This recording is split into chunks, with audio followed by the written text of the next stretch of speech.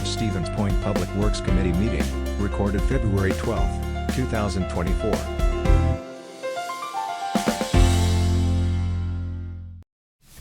Okay, we will call the Board of Public Works meeting to order at 6:16. Trish, can we get a roll call, please? Sure, Mayor Wiesa. Here. Keely Fisher. Fischler is excused. Oh, that's right. And I see Chris Tiffany is up on the Chris on the board. Tiffany and Dean Schuda are joining us both remotely. Yep. Mary Kneebone. Here. And Ginger Keemer. Here. All right. The item number 1 is the director's report. Country Club Drive, Church and Division reconstruction, and 24th Street improvement projects. Director. Just a couple of things I wanted to point out related to Country Club Drive. One of the reasons we want to try to stay ahead of these things in many of our project plannings is because hiccups come along, and in this case, we do have one related to the real estate. We've been struggling to get everything to fit within the existing right-of-way that's there now. So we've been working with Country Club, who's been a wonderful partner in this. And otherwise, even though everything seemed to be agreeable, we did ask the question to WISDOT related to how we can best navigate this, and they're holding tight to following the eminent domain rules. So we have the town hiring a real estate professional. So what that otherwise means is that as well, we have it slated for 24 as a project. It is possible at this point in time, we're trying to get things done as fast as we can. It may end up slipping to a 25 project simply because we may not be able to complete the real estate acquisitions and get all the paperwork filled in, all of our I's dotted, T's crossed, while there's still enough time to reconstruct it this fall. So we're trying, and we'll have to wait and see how fast that moves. Division and Church Street, really just wanted to point out in here, week before this last, we met with Central and North segment resident and business owners, had some wonderful meetings. Very productive, I thought. We had a few people that had some issues. I think we've got some solutions. AECOM's working on some things. The vast majority of people came in. I think we're actually very supportive of what is being proposed, and identified that they felt that the impacts were minimal for them. But I think after talking with AECOM, we've got some potential ideas to address the vast majority of anything that anybody's brought up. So very productive meetings for those couple of days that we had. I think we had 24 or so people come in, a couple dozen, both residents and business owners. So The one I'm going to bring up in particular, Director, was the Northside BP. Yes. It's a small lot. Right now it has 3 driveways, if you will. Based on the way their traffic flows in there, not necessarily for the vehicles getting gas, but for the semi-trucks that have to refill it. The original proposal had 2 of those driveways taken away, which means the semi-truck would have to turn around on a postage stamp. It's not very practical. Did you get that resolved? I believe we do. We'll still eliminate one of them by taking the one on 6th and moving it back towards the end of the lot by the cinema, while leaving the other there. So the other one would have the semi going, making a sharper turn past the gas pumps under the awning and making a 90-degree turn to go north to get out that 6th Avenue entrance. Is that the way it's supposed to work? So we're trying to figure out the potential left turn movement out of that driveway or a left turn movement into that driveway to remain. But potentially it would be accessing off of 6th and exiting out southbound on. But talking that through, but I think we have some ideas. We can talk about it more offline too. I just wanted to make sure because that's one I got direct contact on. Correct. Then moving on, the North Side project. I think several alders otherwise were there back in December. We didn't have a meeting last month. Just had we had that PIM number 2. I think it was a very productive meeting there as well. While there were a few concerns otherwise identified towards the proposed roundabout, mini roundabout there, it seemed that the vast majority of people were supportive of that, and just let everyone know as we're getting near the end, that is the basis of design for that project as it remains. That should be right coming up. I'm not sure we'll have everything wrapped up. There's lots of moving parts yet on that project.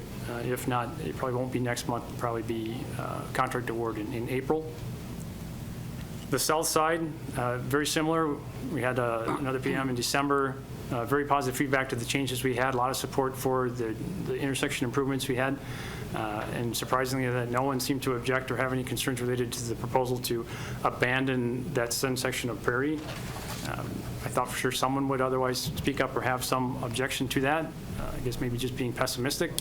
And that you just can't put too many changes out in front. I've learned that in this position. But no one otherwise has. So just point out that one thing, that's the way we're otherwise moving forward.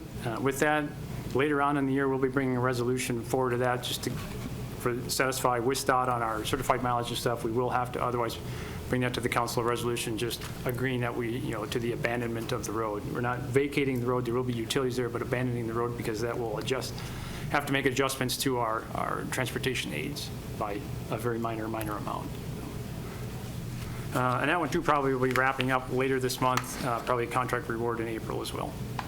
Okay. Any questions for the director on those 4 items? Comments from the audience? The one thing I do want to point out, we've got an election in April. I want to make sure that especially the new alderpersons and aldermanic candidates are very familiar with these 2 stretches of road and the proposal that the council has approved to move to a 30% design. Those are decisions that the council after April will have to work within. So if you're relatively new, you don't feel you maybe fully understand it, or if you are a candidate, familiarize yourself with them. It's available on stevenspoint.com. If you just do a search for Business 51 improvements, you'll get more information probably than you want. But I would encourage you to take a look at each little section. It's a very large file, and as traffic moves, things change. There's raised medians. There's ways you can't turn left off of Business 51 being proposed. Familiarize yourself with it because these are decisions that we're going to be working with as we go forward. With that, I'd accept a motion to accept the director's report and place it on file. So moved. Thank you. Is there a second? Second. Seconded by Shuda. Discussion. Hearing none, all those in favor signify by saying aye. Aye. Any opposed? Aye. And that is approved. Sorry, Chris, we got you a little late there, but we got you. Item number 2 is the only action item we have. It's consideration of the intersection options for signals or a roundabout at Division and 4th Avenue as it relates to the Business 51 reconstruction project. If you recall, council asked for more information on that. We paid AECOM some more money, and the final report is included in your packet. I understand you got a preliminary report sent through Alderperson Christensen. The one in your packet is the final report. Director, anything you want to cover there? I guess probably just address any questions anyone has. There's a lot of technical stuff there, but I think it's relatively yet easy to understand what they put together. But if anyone has questions, I guess I'd rather just address those than maybe confuse people by trying to explain it. Any questions from the committee?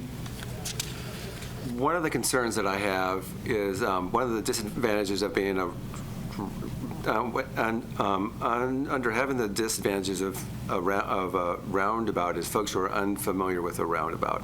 I understand with having one by me up on the north side, folks get used to it and so on. What I'm concerned about is the one that's by the college is that between classes, I mean, it just seems like going like spurts going through there. And I know when I've driven through there, folks are always on their phones, and I'm going really slow and almost hitting people. I mean, so one of the concerns I have of the roundabout is having the college students during those specific times. If there was a light, I think that would be a lot safer. Because most of the time, the intersection I think would be fine for the roundabout, but because the college is right there, I think that's really going to be an issue. I know they put the signal by the fire station because of folks going over from the Y, and I remember before they had that, they had a big sign there and so on. And I remember there were some kids hit, and I know still, even when there are flashing lights and so on, folks are on their phones and not always paying attention as much as they should. So I think a roundabout would be like there. Everything else I really like. Just the roundabout there is something I just have an issue with. Okay. And there's a lot of data here.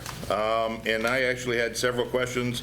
I didn't time us, but we had a conversation with AECom, which they added some data, changed a few things based on the questions that Director Badun and I had, which is why you have a final version in addition to that preliminary version. Alderperson Morrow's right. There isn't another place in the country that anybody can show us that has the same volume of pedestrians. 600 people cross that intersection a day. Roundabouts are designed to keep traffic moving. And engineers come up with the data that it looks great. It looks great on paper, but what does it look like in reality? Sit at that intersection when classes are getting out. Take a look at it when school gets out or when one of our major employers get out. It is dangerous. There were 51 crashes. They don't talk about the severity of it, but there's 51 crashes at that over a 4 or 5 year period. So we know that there's a problem. Right now, the light comes on, traffic stops, pedestrians go. Light changes, pedestrians stop, traffic goes. At least there's some order there. With a roundabout, there is nothing. Yield to the left. But pedestrians are not going to go through in a nice, orderly fashion. I saw a simulation that they had put up. There's a person that walks across occasionally, and then the cars are all traveling at a nice, even speed and equally safe distance apart from each other. Nothing too terrible going on, but that's not reality. And in my opinion, it creates more of a hazard when neither party, the pedestrians or the drivers, know which one is supposed to go. Yeah, we have laws, but how many people know that? And I think anyone from the fire department can attest right now about that flashing beacon at Franklin Street. It's gotten to the point where pedestrians push the button and walk across the street. They don't stop to make sure it's safe. Rarely do they bring their, and I see people smiling and nodding. So it's true. And when pedestrians are just going to walk across, they're going to step into that roundabout. I think you're going to create more problems. Last Monday, and the chief of police can verify this, before noon there were 3 accidents at the North Side roundabout. Before noon, a week ago today. Now, were they terrible accidents? No. T-bones are bad. We don't want people injured. But they're accidents nonetheless, and that's going to block the intersection. When we move this to a 1 lane in each direction, and the fire department needs to go north, and school's getting out, and that intersection, that roundabout is blocked, what happens? Now, I know our firefighters and paramedics, they're going to get there however they need to get there. They're going to get the job done. I assure you of that. Same with our police department. But is it going to be the safest thing? I doubt it. And you can say, oh, the engineers are the experts. But people sitting at this very table several years ago disagreed with our engineer and found their own in Indiana to give them the opinion they wanted. So engineers, no offense, much like attorneys, have different opinions. That doesn't mean they're right or wrong, just different, just like us. We have different opinions. And for those reasons, I'm going to take the liberty and I'm going to motion that we move ahead with the signalized intersection at 4th and Division. Is there a second to that motion? I second that one. Seconded by Morrow. Discussion. First, we'll start with the comments from the committee, and then we'll move to the audience. Anything? We'll start with Kiemer and then Kneebone. Yeah, I don't share the same concerns. I think crossing a single lane roundabout is very different than a double lane roundabout. And I think the fact that people are going slower, there's less chance for collisions. I don't think they're as exotic or, unusual as they have been in the past. And I think being able to cross 1 lane at a time is very different than having to cross now 4 lanes of traffic. And so I guess, yes, there will be a learning curve, and yes, there's a potential for accidents, but I actually think the potential for accidents would be lower. Thank you. Director, just for the sake of reference, what's the speed limit in the North Side roundabout? 15 miles per hour. Thank you. Alder Kneebone. I'm on the side of the roundabout. I think, I remember that study that Transportation Academy did, and local citizens spent a lot of time counting pedestrians at that intersection, and they really weren't that bad. There were not great hordes of students trying to cross at the same time. They kind of trickle across. Speeds, it will be designed in such a way that speeds will be slower, making people more aware of who's around, making also safer to cross 2 lanes instead of 4. It will keep traffic moving. There won't be the stops and starts. If emergency vehicles have to go through, cars should just get out of the way. And sometimes, at an intersection, a 4-lane intersection with all 4 lanes full, they're not going to be able to get through either at a red light. So I don't think that's necessarily a valid argument, but it could cause some problems, but no more than traffic stopped at a stoplight at rush hour with all 4 lanes stopped. So anyway, I like the idea of a roundabout. I think they're safer, and it is a law to stop for a pedestrian in a crosswalk. That's the law. And if people don't do that, that's on them if they have an accident. It's not on the road design, it's on the driver. So that's a choice. I stop, and a lot of cars will drive right by me while I'm sitting there waiting for the person to come across, because that's the law, and it's the right thing to do. So anyway, that's my 2 cents. That is the right thing to do. It Wish is. everybody did It it. is, especially if it's cold or rainy. Give them a break.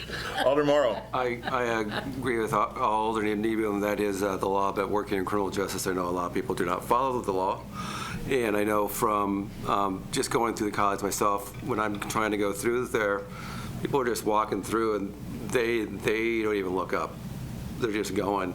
And if it's really on the driver to make sure of that, and okay, if the driver hits someone, it's the driver's fault, okay. But still, someone gets hit. And that person, and if you get hit by a car, no matter, that's horrible. And again, I normally like the roundabouts. I like the one on the north side because it is further. One, it's also further away from Spash, and those buses get around there fast. So traffic keeps going. It's flowing good. But again, you also don't have the students. But there you have a lot of students that live on both sides. So there's a lot of that traffic going back and forth. Everything else with the design, I like. This is the only thing that really kind of gives me a pause, and that's why I'm going to vote for the signal. Thank you. We have 2 people online. Anyone else online wishing to speak? The committee members? I had one mic, if you don't mind. We can hear you, Mr. Tiffany. Oh, excellent. I was just going to note, from a general safety standpoint, I do like roundabouts better. However, with the quantity of foot traffic there, I think the ability to have a rule such as, no right turn on red during certain hours, or you have more control over that intersection to be pedestrian safety oriented with a stoplight situation. So that's where I really feel like, in particular there, the ability to control the flow of traffic to create a complete stop to give those pedestrians the right of way is really the move on that intersection. Thank you. And any comments yes. again from the committee members? Mr. Shuda. Yes. My concern is roundabouts take a while to get used to. And with an influx of 1,500 new people in that direct area every year, we have to reteach 1,500 people every year about that roundabout if they come from an area that doesn't have roundabouts. And that causes a danger, I believe. Okay, thank you.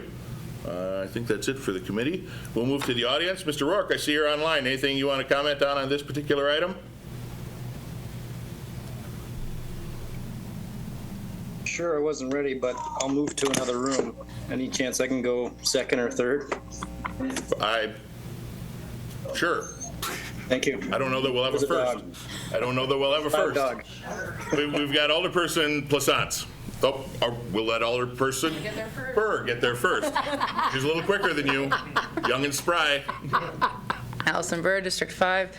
Yeah, I'm in favor of the roundabout just because, we're talking, I was pulling out of the UW Credit Union today and saw a gal almost get hit because the lights were going, but some guy in a big truck couldn't stop, I guess, or didn't notice, and like she almost got smoked.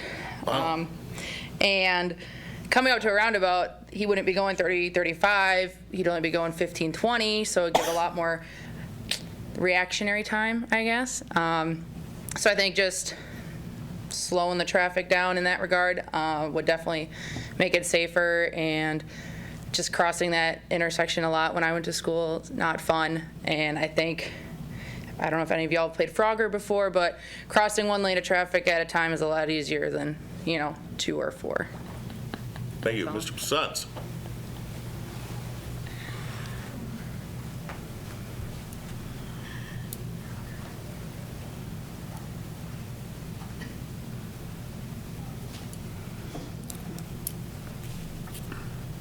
Dave Pilsance, Alderman, 6th District.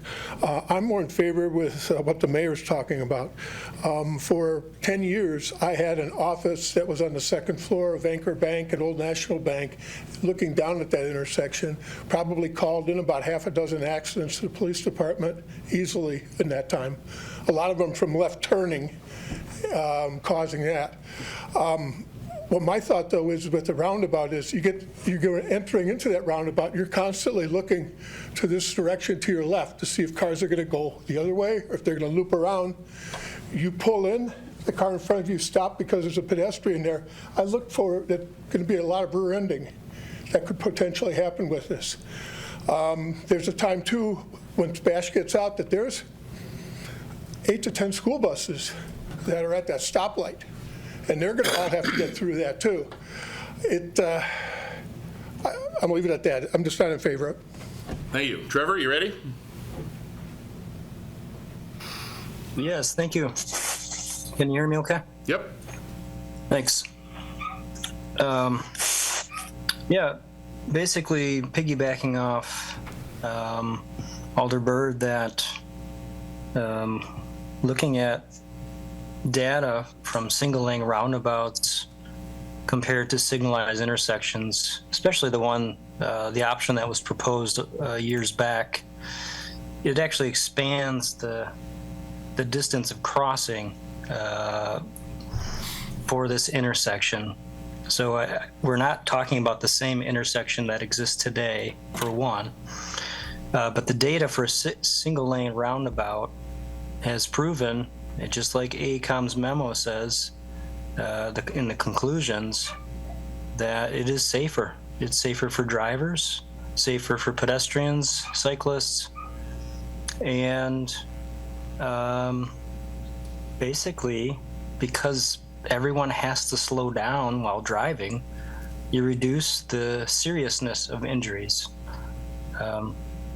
Yeah, so I would support a roundabout. Thank you. Thank you. Any other comments? Alder Christensen.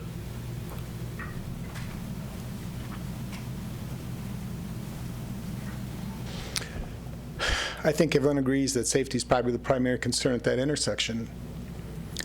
I think you need to look at the facts, and I think the mayor did a good job of outlining it. There's been 51 accidents in the signalized intersection. It's not a safe design. We have people who've been watching from their office and have watched people almost get hit because of that signalized design. The design of a roundabout is safer for vehicles and for cars. When we look at, whether we look at local data or whether we look at data nationwide, a single lane roundabout is one of the safest designs. We know for a fact that what we have doesn't work and isn't safe. And for us to go down that route again, I think would be pretty foolhardy. Any other comments?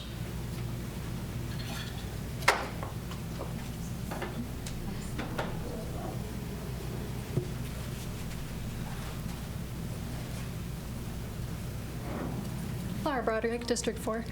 I'd like to echo a lot of what we've heard already today. I think the biggest issue, again, is obviously safety. I guess I'd like to call back to a wonderful presentation we heard at the Transportation Academy a few months ago. One of the things that was pointed out really clearly there is that we do have a great example of a college with a lot of pedestrians and a lot of traffic that did implement a roundabout. As we've heard from the data, that practical example confirmed it is safer. University of Kentucky has about 30,000 students, UWSP around 8,000. I think the numbers are pretty clear. We have a safe option. I would also say, personally, when I come up to an intersection I'm not super familiar with, I go really slow. I'm really careful. Same when I'm a pedestrian, I'm crossing an unfamiliar intersection or an intersection that may have a design I'm not super used to. I'm paying a little more attention. So I think the idea that kids are going to be coming up to the roundabout, scrolling the whole time, this whole new design, it doesn't seem really realistic to me. But again, without relying on the allegory there, we have the numbers. We know it's safer. Thanks. Thank you. Any other comments? Yeah, Mayor, I'd like to point out that Sure, go ahead. Alder Shuda, give me a second because the police chief just came up to the microphone. I'll get back to you. I don't have opinion on this, but I just want to give real stats. The North Point, when it was actually a signal from 9/1 of 2013 to 9/1 of 2018, there was 47 accidents. When the roundabout was implemented on 9/1 of 2018 until 12/10 of 2023, vehicular accidents went up 150% to 115. So it went from 47 to 115. Those numbers are skewed as well because for 2 years, Century wasn't in and Spash wasn't in. Some of the really big employees up there. So those are just the numbers for that roundabout. Thank you, Chief. Anyone else wishing to speak for the first time? Okay, Alder Shuda, you're up. Yeah, I'm just reading the conclusion from our report, and it says the roundabout is expected to operate acceptably with lower levels of delay, okay? And then it goes on to say roundabouts are very different than traditional intersections, and when a new roundabout is installed, the intersection may see an increase in side swipe and rear end crashes. Thank you, Alderperson. I want to touch on something too, because several people, at least 3, mentioned that you'll be going slower in the roundabout. At a signalized intersection, traffic is actually stopped. Red light, traffic stops, pedestrians go. So it's not about going slower, it's about vehicles not even moving at a signalized intersection. You can't get slower than that. Alder Christensen, you wanted to speak again? Yes, please.